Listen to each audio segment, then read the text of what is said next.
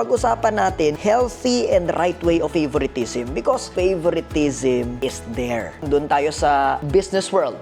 Ngayon, nagiging problematic lang ito kung mali yung pillars or pundasyon ng favoritism. Ano yung mga maling pillars ng favoritism? On three things. Ano itong tatlong bagay na ito?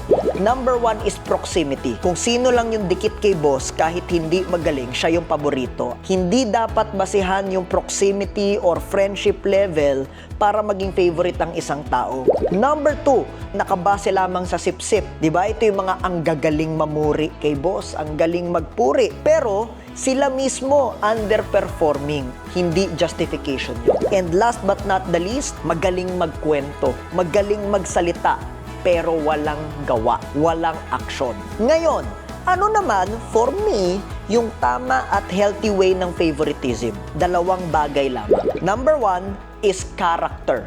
Nagpapakita siya of good conduct, right character, and right values. Tapat at napagkakatiwalaan. On time, hindi nalilate. Kapag may sinabi, ginagawa. Yan ay character.